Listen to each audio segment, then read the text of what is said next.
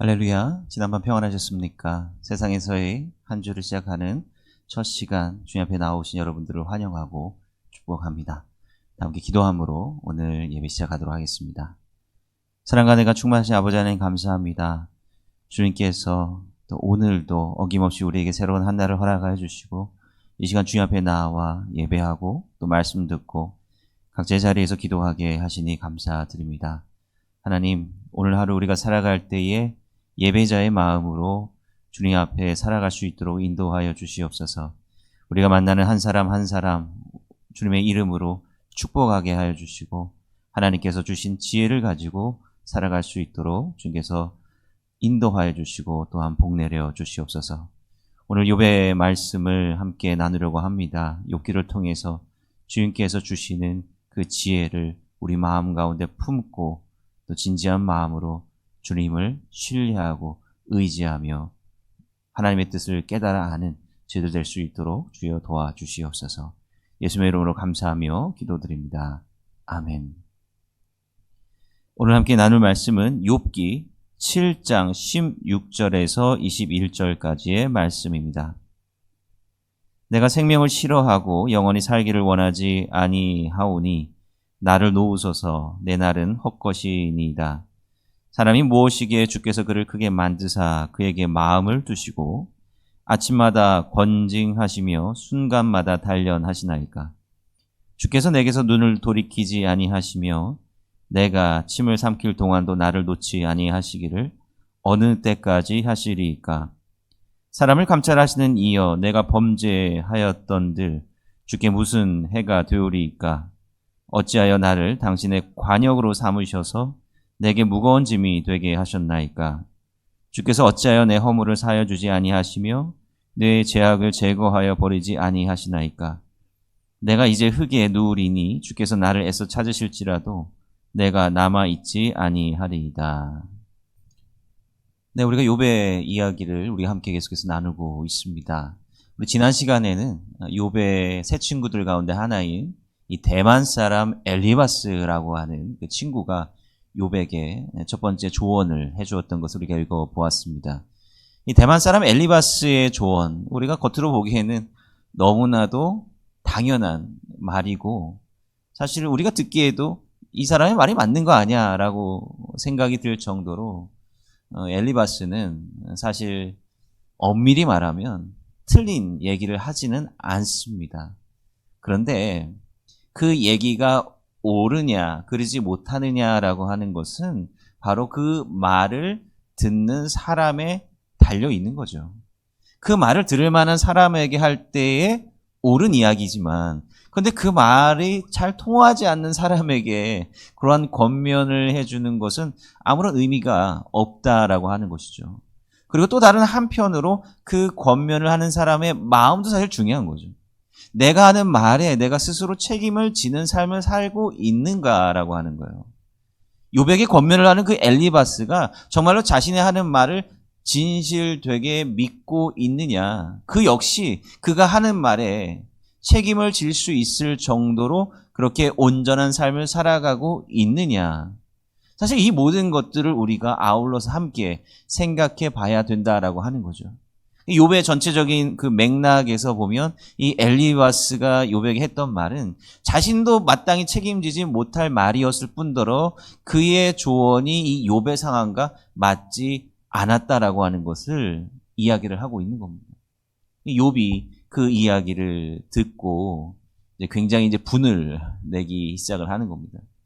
자기의 친구들에게도 분을 내고 또한 하나님에 대한 그 원망의 목소리도 점차 높아져 감을 우리가 볼 수 있다라고 하는 거죠. 사실 우리가 욥의 이야기를 피상적으로 생각했을 때 욥이 잘 살다가 고난을 받고 욥이 다시 회개하고 하나님 앞에 또 나아가서 다시 그의 재산과 자녀들을 회복하고 아주 행복하게 살았다라고 하는 그런 이야기로 사실 우리가 피상적으로 알고 있거든요. 근데 그 이야기는 처음에 두 장하고 마지막 장에만 해당하는 그런 이야기입니다. 우리가 계속해서 읽어나가는, 물론 우리가 전체를 다 읽지는 않습니다만은, 읽어나가는 그 가장 많은 부분, 거의 근 40장이 가까운 이 분량은 욥과 친구의 대화, 그리고 그 가운데서 욥이 하나님께 하는 원망의 소리, 이런 것으로 가득 차 있다라고 하는 것입니다. 그래서 우리는 이것을 하나하나 좀 짚어가야 되는 거고요. 그리고 우리가 피상적으로 생각했던 우리의 삶에 대해서 다시 한번 깊게 생각해 봐야 되는 거고요. 그리고 또 그 가운데 이 중간 부분에서는 욥의 원망의 소리에 대한 하나님의 응답이 나옵니다. 하나님의 응답의 말씀이 나오죠. 하나님께서는 왜 이러한 일을 행하셨는가? 하나님의 뜻이 무엇인가? 하나님께서 이 세상 가운데 어떻게 역사하시는 분이신가? 거기에 대한 물론 직접적인 답은 아니지만 우리가 생각해야 될 그런 중요한 말씀을 하고 계신다라고 하는 겁니다. 그래서 우리는 좀 더 자세하게 욥의 마음과 또 욥의 말을 통해서 우리의 삶에 대해서 다시 한번 진지하게 다시 생각해 봐야 된다라고 하는 것이죠. 욥기에 우리가 오늘 읽지는 않았습니다만은 오늘 우리가 나눌 말씀은 6장까지도 포함을 하는 그런 내용입니다. 욥이 그 친구의 말을 듣고 위로가 되기는커녕 내가 잘못했구나, 너 말대로 내가 하나님 앞에 다시 회개해야겠어 라고 하는 반응이 아니라 더욱더 괴로워지는 그런 반응을 보이는 거죠. 6장 2절에 보면 이렇게 기록이 되어 있어요. 나의 괴로움을 달아보며 나의 파멸을 저울 위에 모두 놓을 수 있다. 괴로움이라고 하는 것은 눈에 보이지 않죠. 근데 이 욥이 자기가 느끼는 이 괴로움과 이 삶의 문제를 저울에다가 달아볼 수 있다면 그것이 얼마나 큰 무게가 되겠느냐. 바다의 모래보다도 더 무거울 것이다. 이 온 세상의 모래, 이 온 세상의 모래를 다 얼마나 많아요. 다 모아서 그 저울에 달아서 측정하는 그 무게보다도 훨씬 더 무거울 것이다. 그만큼 욥은 너무나도 큰 고민과 괴로움에서 지금 헤어나올 수 없는 그런 상황이다라고 하는 것을 이야기를 하고 있는 거죠. 그 이유가 뭡니까? 우리는 이걸 잘 이해해야 돼요. 왜 괴로우냐라고 하는 겁니다. 우리가 다른 사람에게도 때로는 권면의 말을 해주거나 위로의 말을 해줄 때가 있지 않습니까? 그리고 그 분을 위해서 많은 부분도 기도하는 부분도 있습니다. 그죠? 그런데 우리가 그분의 마음을 잘 알아야 되잖아요. 우리 권면의 말을 한다 할지라도 무엇 때문에 괴로운가라고 하는 것을 잘 이해하고 알아야 된다라고 하는 거예요. 어쩌면 이 친구들은 욥이 당한 그 외적인 괴로움, 자기의 병의 문제도 그렇고 자기 가족들을 잃어버린 것도 그렇고 재산을 잃어버린 것도 그렇고 사실 여기에 큰 초점을 두고 있는 것 같아요. 야, 너가 회개하면 이거 잃어버린 것 다 복구할 수 있어. 하나님께서 복 주실 거야. 더 큰 복 주시려고 하는 거야. 사실 이러한 권면은 알게 모르게 우리도 다른 분들에게 할 수 있는 그런 권면 아닙니까? 근데 가만히 보면 욥은 그것 때문에, 물론 그것 때문에도 괴롭죠. 근데 그게 1차적으로 괴로운 이유가 아니다라고 하는 거예요. 그가 정말로 바다의 모래를 다 합친 것보다 그런 무거운 괴로움을 느끼는 이유는 바로 하나님 때문이에요. 4절 보세요. 전능자의 화살이 내게 박힘에 나의 영이 그 독을 마셨나니 하나님의 두려움이 나를 엄습하여 치는구나. 욥은 자기가 당한 손해, 자기가 잃어버린 가족들, 거기에 대한 이야기를 하고 있지 않습니다. 근본적으로 그의 괴로움은 하나님 때문이다. 하나님 때문이다. 어떻게 하나님이 나한테 이러실 수가 있느냐라고 하는 거예요. 우리 인간관계에서도 그렇지 않습니까? 평소에 굉장히 잘 믿고 신뢰하던 사람이 있는데 그 사람이 나를 속이거나 때로는 나한테 사기를 쳐서 내가 금전적인 사기를 손해를 봤다라고 한번 생각해 보십시오. 물론 우리가 당한 그 금전적인 손해도 손해지만 더 우리를 마음 아프게 하는 건 뭐예요? 아, 내가 정말 믿었는데, 정말 내가 저렇게까지 믿고 내가 저렇게 잘해주고 그 사람도 나에 대해서 그렇게 생각했다라고 믿었는데 나를 이렇게 속일 수가 있느냐? 그러니까 사람에 대한 그 실망이 더 괴로운 법이죠. 예. 그에 대한 트라우마로 또 다른 사람들하고 또 가깝게 지내거나 이런 거에 대한 두려움을 가지게 된다라고 하는 거예요. 그러니까 가장 가까운 사람에게서 뭔가 손해를 보거나 속았다는 생각이 들면 그 여파가 굉장히 심정적인 여파가 굉장히 큰 거죠. 그러니까 욥은 이러한 감정을 하나님에게서 느끼고 있는 거예요. 아니 내가 하나님 앞에 얼마나 온전하고 완전하고 순전하게 살았는데 왜 나에게 이러한 고난을 주시냐라고 합니다. 욥은 철저히 하나님 앞에서 자기가 너무나도 무력하다라고 하는 것, 이것을 지금 느끼고 있는 거예요. 아니 하나님께서 하나님 하시고자 하는 대로 이유 없이 나에게 이러한 일을 행하신다라고 한다면 도대체 내 인생은 뭐냐라고 하는 거예요. 나는 이렇게 하나님 앞에 무력한데 좀 이유나 알고 당하더라도 당하는 것이 낫겠습니다. 그 마음이 지금 욥에게 가득 차 있다라고 하는 거예요. 그리고 또한 친구들에 대한 원망도 드는 거죠. 14절 보시면 낙심한 자가 비록 전능자를 경외하기를 저버릴지라도 그의 친구로부터 동정을 받느니라. 야, 이 세상을 봐라. 심지어 낙심해가지고 하나님을 원망하는 사람이라도 그를 위로해주는 친구라도 있지. 너희들은 도대체 뭐냐라고 하는 거예요. 도대체 너희들은 뭐냐? 내가 원하는 말은 너희들이 하는 그런 당연한 말이 결코 아니다라고 하는 거예요. 나의 입장이 되지 못한다라고 하는 것이죠. 친구들은 그러한 욥의 상황을 전혀 이해하지 못하고 있고 또한 욥에게 위로가 되어주는 그런 역할을 전혀 해주지 못하고 있다라고 하는 거예요. 15절 보세요. 내 형제들은 개울과 같이 변덕스럽고 그들은 개울의 물살같이 지나가노나. 그러니까 욥이 그 친구들을 바라볼 때 그 친구들은 변덕스러운 개울과 같다라고 하는 거예요. 여기서 변덕스러운 개울이 뭐냐면 제가 뭐 다른 본문 통해서도 말씀을 드렸던 것 같은데 이거는 건조한 기후, 중동이나 이런 지역에서 많이 있는 건데요. 바로 와디라고 하는 겁니다. 와디.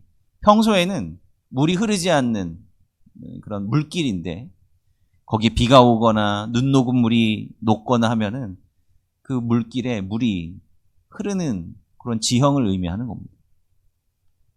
그러니까 다른 높은 지역에 비가 막 많이 내리면 높은 곳에서 낮은 곳으로 물이 흐르다 보니까 그 위쪽 고지대에서 내린 물이 빗물이 밑으로 이렇게 쓸려 내려오는 거죠. 사막에 여행하거나 뭔가 물건을 사고 팔기 위해서 움직이는 대상들은 바로 그러한 와디에 흘러가는 그 물을 군인들이 먹기도 하고 뭐 낙타나 나귀에게 물을 먹이기도 하고 그러면서 이제 사막을 안전하게 여행을 할 수가 있다라고 하는 겁니다. 그런데 와디가 항상 흐르는 건 아니거든요. 그렇게 콸콸콸콸 흐르다가도 또 어느 때가 되면 딱 끊어져 버려요. 그 밑에 구절을 계속 보면은 이제 이런 얘기가 나오죠. 그래서 거기에 물이 있을 줄 알고 거기에 갔는데 물이 흐르지 않고 말라 있더라는 겁니다. 변덕스럽다라고 하는 거죠. 당연히 변덕스러울 수밖에 없죠. 그래서 사람들이 그 흐르지 않는 그 물길을 원망한다라고 하는 거예요. 그러니까 친구들이 그런 변덕스러운 그런 와디와도 같은 존재다라고 하는 거예요. 욥이 소위 잘 나가고 할 때는 옆에 붙어서 아첨의 말도 해주고 좋은 말도 해주고 정말 진정한 친구 있냐 그러지만 그런데 정작 욥이 필요할 때는 그 친구들이 제대로 된 역할을 해주지 못한다라고 하는 것이죠. 사실은 이러한 욥과 그 친구들과의 관계를 보면서 우리의 공동체가 나아가야 될 방향이 뭘까? 내가 다른 사람과 이웃과의 관계 혹은 다른 교우들과의 관계에 있어서 내가 감당해야 될 역할이 과연 무엇일까를 또한 한번 생각을 해보기도 합니다. 어떤 경우에 있어서는 내가 정말 마치 교사와 같이, 선생과 같이 이 권면의 말을 될 때도 많이 있습니다만은, 그러나 그 연약한 낙심한 그런 마음 가운데 내가 가르치기보다는 그래도 옆에 같이 손잡고 울어줄 수 있는, 같이 아파해 줄 수 있는 그러한 역할이 더 중요할 수 있겠다라고 하는 그런 생각이 듭니다. 욥은 외로운 거죠. 외로운 겁니다. 욥은 분명히 잘 알고 있어요. 자기가 순전하고 완전하다라고 하는 것을. 친구들은 자기에게서 자꾸 흠집을 꺼내려고 하는 거죠. 너 분명히 문제가 있으니까 이러한 일이 생기는 것 아니냐라고 하는 거예요. 그래서 25절 보세요. 옳은 말이 어찌 그리 고통스러운 거. 옳은 말이죠. 맞는 말입니다. 그런데 그것이 잘못 전달되면 오히려 고통만 더 가중시킬 뿐이다라고 하는 것이죠. 7장으로 넘어가면 욥은 계속해서 이렇게 이야기를 합니다. 자신의 상황을 이야기해요. 6장이 친구들을 향한 원망의 말이라고 한다면 이제 7장은 하나님을 향한 그 원망의 말로 옮겨가고 있습니다. 7장 1절에 보면 이렇게 기록되어 있어요. 이 땅에 사는 인생에 힘든 노동이 있지 아니하겠느냐? 그의 날이 품꾼의 날과 같지 아니하겠느냐? 2절 종은 저녁 그늘을 몹시 바라고 품꾼은 그의 삭슬 기다리나니. 3절 이와 같이 내가 여러 달째 고통을 받으니 고달픈 밤이 내게 작정되었구나. 이게 무슨 말이죠? 욥을 더 힘들게 하는 게 뭐냐면 끝이 없다라고 하는 거예요. 힘든 일이 없는 사람이 어디 있겠습니까? 이 사회에서 잘 살건 그렇지 못하건 간에 다 나름대로의 문제와 고민을 안고 살아가는 거거든요. 힘들지 않다라고 생각하는 사람은 아마도 한 명도 없을 겁니다. 정도의 차이는 분명히 있겠지만요. 그런데 우리가 살아갈 수 있는 이유는 뭐죠? 힘든 시간이 지나면 그래도 뭔가 좋은 날이 오겠지. 그런 기대 때문에 살아간다라고 하는 거예요. 아침에 힘든 노동을 하는 사람에게 있어서 희망이 뭡니까? 그래도 이 시간이 지나면 내가 안식을 취할 수 있을 거야. 내 이 힘든 시간이 지나면 그래도 내가 수고한 거에 대한 대가를 받을 날이 오겠지. 이 마음 가지고 힘들지만 하루하루 살아간다라고 하는 겁니다. 욥에게는 그런 희망이 없는 거예요. 자기의 외적인 상황도 나아질 기미가 보이지 않아요. 잠도 제대로 못 잡니다. 그리고 결코 풀리지 않을 것만 같은 질문, 문제가 욥에게 있는 거예요. 하나님에 대한 질문이에요. 하나님에 대한 질문입니다. 우리가 더 살펴보긴 하겠지만 욥이 하나님한테 이제 계속해서 이야기를 하는데 그 가운데에서는 자기의 어려운 처지뿐만 아니라 이제 이 사회에다가 눈을 돌려요. 이 사회의 부조리한 모습이 왜 이렇게 일어나느냐, 왜 하나님 가만히 계시느냐라고 하면서 자기 개인적인 문제에서 이제 사회적인 문제로 눈을 돌리기 시작합니다. 이게 끝이 보이지 않으니까 이제 다른 데에도 분명히 부조리함이 존재하는구나. 그걸 알게 되는 거예요. 욥은 자기의 문제 때문에도 그렇고 주변에서 생기는 문제 때문에도 그렇고 이게 다 뭔가 부조리하다라고 하는 것을 느끼고 그것에 대한 과연 답을 내가 얻을 수 있을까? 거기에 대한 희망이 보이지 않기 때문에 더 괴로움을 느낀다라고 하는 것이죠. 끝이 없어 보이는 고난이다라고 하는 거예요. 그러면서 욥은 오늘 우리가 읽은 말씀 가운데 하나죠. 7장 17절부터 19절의 말씀의 부분인데요. 여기서 놀랍게도 이 시편의 말씀을 패러디를 합니다. 시편 8편 4절의 말씀, 요거를 비꼬면서 패러디를 하는 거예요. 제가 한번 다시 한번 읽어볼게요. 사람이 무엇이기에 주께서 그를 크게 만드사 그에게 마음을 두시고. 자, 이 구절을 보면 굉장히 은혜스러운 구절이잖아요. 하나님께서 사람을 다른 피조물보다도 훨씬 더 소중하게 생각하시고 특별하게 생각하시고 그분의 마음을 사람에게 더 깊게 투영하신다라고 하는 거예요.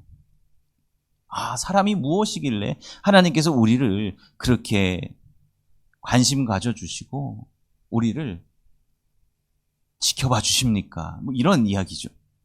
시편의 맥락에서는 굉장히 은혜스러운 부분입니다. 하나님께서 인간을 이렇게 존귀하게 만들어 주셨습니까? 감사 찬양이거든요. 욥이 이렇게 얘기를 계속해서 하고 있죠. 아침마다 권징하시며 순간마다 단련하시나이까. 주께서 내게서 눈을 돌이키지 아니하시며 내가 침을 삼킬 동안도 나를 놓지 아니하시기를 어느 때까지 하시리까. 그러니까 욥의 입장에서는 이 시편의 찬송이 어떻게 느껴지냐 하면 이제는 제발 나에게서 눈을 좀 돌려주십시오. 이렇게 표현이 되는 거예요. 아니, 제가 도대체 뭐라고 저를 이렇게 단련시키느냐라고 하는 겁니다. 제가 도대체 하나님 앞에도 뭐라고 그냥 제가 살던 대로 놔두시지 왜 저를 이렇게 괴롭게 붙들어 놓고 또 한시도 눈을 팔지도 않으시고 내가 당하는 이 괴로움에서 벗어나지도 못하게 하십니까? 왜 나를 이렇게 꽉 붙들고 계십니까? 지금 감사의 시편을 원망의 시편으로 지금 바꿔버리고 있다라고 하는 거예요. 이 그만큼 욥은 너무나도 이해되지 않고 고통스러운 상황이다라고 하는 것을 말하고 있는 거죠. 때로는 신앙인으로서 살아간다라고 하는 것이 부담되는 일 아닙니까?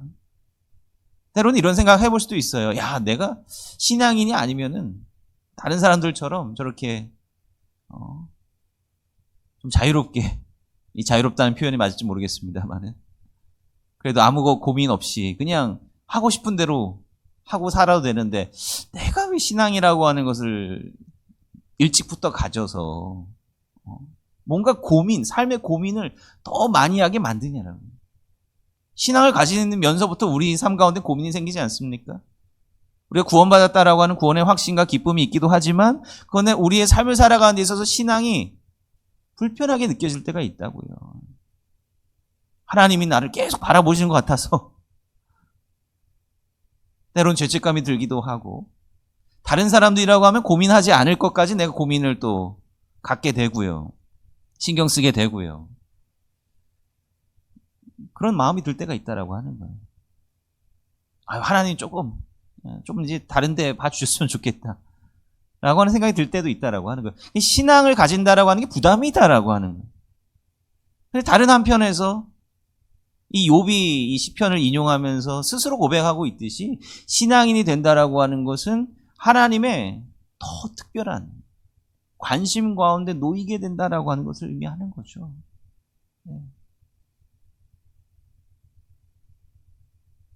이쁜 자식 매 하나 더 된다라고 하는 말도 있지 않습니까? 결국은 하나님께서 기대하시는 바가 더 클 때 그것이 오히려 우리들에게 큰 책임으로 다가올 수 있다라고 하는 거죠. 예레미야서 20장 7절에 보면 이렇게 예레미야가 이야기를 하고 있습니다. 여호와여 주께서 나를 권유하심으로 내가 그 권유를 받았사오며, 그러니까 예언자로 불렀다 이거예요. 주께서 나보다 강하사 이기셨으므로 내가 조롱거리가 되니 사람마다 종일토록 나를 조롱하나이다. 아니, 하나님께서 나를 예언자로 불러주셔서 내가 예언자의 사명을 지금 감당하고 있는데 지금 보십시오. 내가 여기서 자유롭지도 못하고 지금 사람들의 조롱거리밖에 되지 않습니다. 제가 전하는 하나님의 말씀을 귀담아 듣지도 않고 저를 미친 사람 취급한다라고 하는 거예요. 그러니까 예레미야는 왜 괜히 나를 부르셔가지고 나를 이런 고통 가운데 몰아넣으십니까? 라고 하나님을 원망하고 있는 거죠. 근데 그 다음 구절은 제가 읽지는 않았습니다만 그 다음 구절에 또 예레미야가 이렇게 얘기를 해요. 그러자고 내가 입을 다물려고 하면 내 속이 속된 말로 복장이 터져가지고 입을 다물지도 못하겠습니다. 왜 입을 못 다물죠? 그는 진리를 깨달았거든요. 그 외에 다른 사람들이 다 잘못 살고 있다라고 하는 것을, 이러면 다 망한다라고 하는 것을 예레미야는 알았거든요. 진리를 깨달았거든요.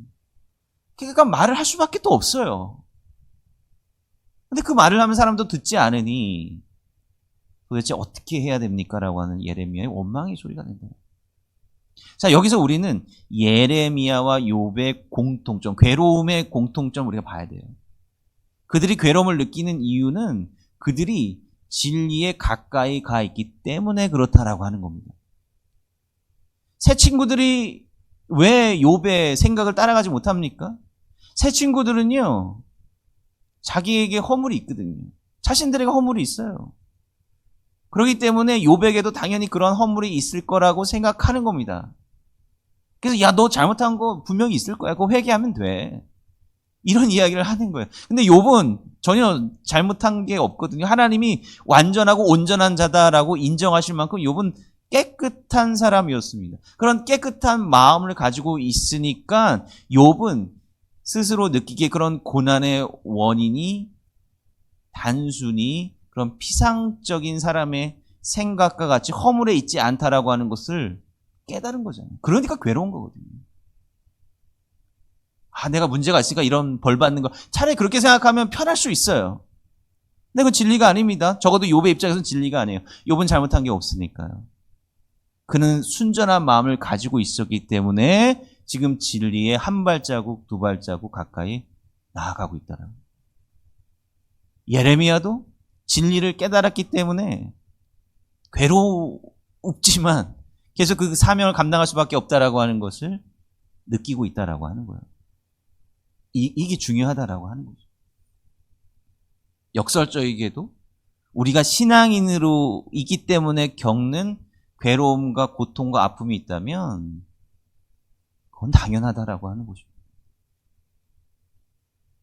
그건 너무나도 당연한 것이고, 우리가 진리에 한 발자국, 두 발자국 가까이 나아가고 있다라고 하는 것을 의미한다라고 하는 거예요.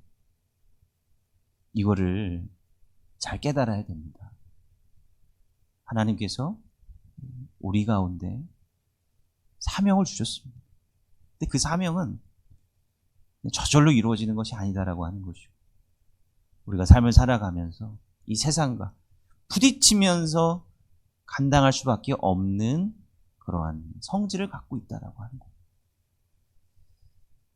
우리는 욥의 마음을 잘 이해해 봐야 되고, 또 그런 욥의 고백을 우리 삶에 잘 투영시켜 봐야 된다라고 하는 겁니다. 그리고 우리가 신앙인으로서 잘 살아가고 있는가, 그렇지 못한가, 이것 또한 이 말씀에 비추어서 우리가 생각해 봐야 된다라고 하는 겁니다. 오늘 우리가 나누었던 이 말씀을 우리가 다시 한번 좀 새기면서 오늘 신앙인으로서 어떻게 살아야 될지 귀한 깨달음을 주님 앞에 구하는 마음으로 함께 이 시간 기도했으면 좋겠습니다. 우리 몇 가지 기도 제목 나누고 함께 기도하도록 하겠습니다. 우리 여름 행사가 계속되고 있습니다. 또 중고등부 여름 행사가 어제부터 시작을 했고요. 다음에 청년부 여름 행사가 계획되어 있습니다. 하나님께서 모든 일정 가운데 또 안전하게 지켜주시고 귀한 은혜 부어주시도록 위해서 기도해 주시기 바랍니다. 그리고 또 환우분들도 많이 계신데요. 또 수술을 앞두고 계신 남상대 권사님 위해서 기도해 주시고, 또 수술 후에 회복 중이신 또 박주영 권사님, 그 외에 여러 또 검사 결과를 또 기다리고 계신 또 분들이 있습니다. 또 환우분들 위해서 특별히 기도해 주시기를 부탁을 드리겠습니다. 함께 기도하겠습니다. 사랑과 내가 충만하신 아버지 하나님 감사합니다. 주님, 우리가 무엇이 간데 주님께서 우리를 그렇게 특별하게 생각해 주십니까?